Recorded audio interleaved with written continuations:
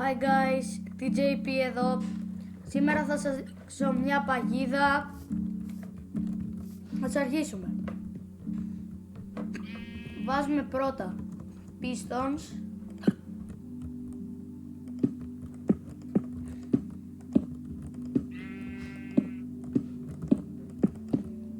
Ωραία. Βάζουμε pistons.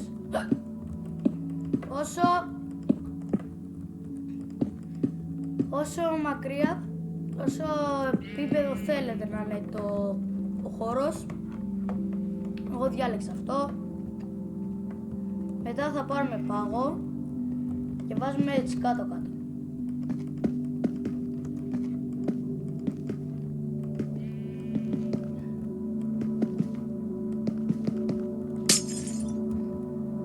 Μετά παίρνουμε soul sand, άμμο των ψυχών.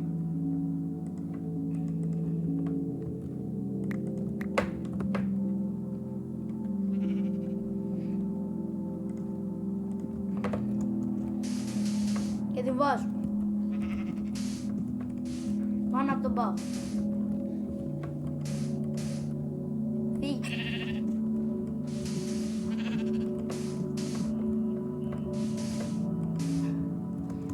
Δείτε, πηγαίνει πάρα πολύ αργά. Ενώ το Sulsan μόνο του πηγαίνει πιο γρήγορα από ό,τι βλέπετε.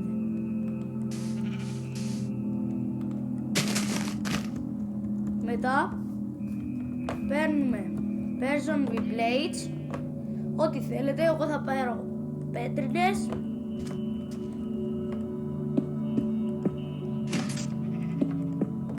Και βάζετε γύρω γύρω στις άκρες.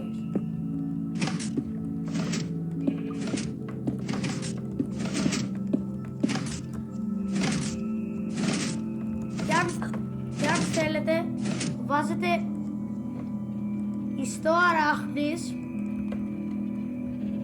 για να ξέρετε, ξέρω εγώ, ότι θα πηγαίνουν πιο αργά τα ζόμπις. Δείτε πόσο αργά πηγαίνω.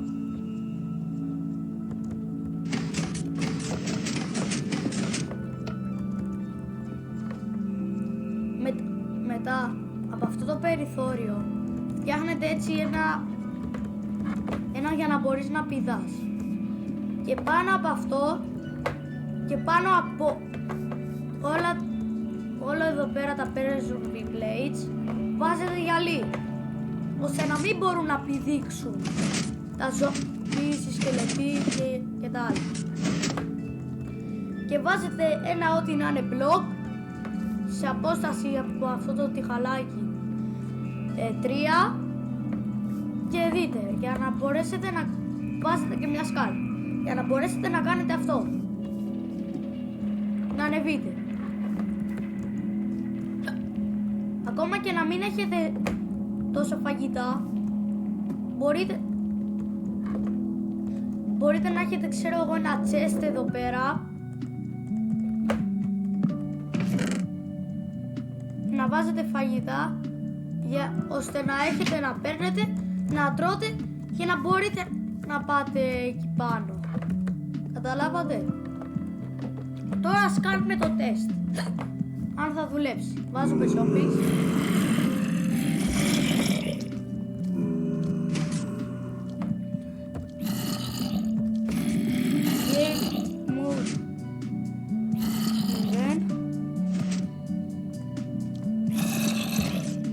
Και ας το τεστάρουμε.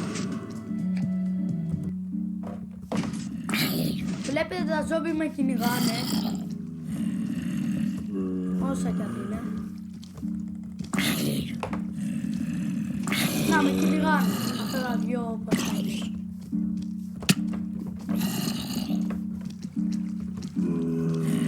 Come on.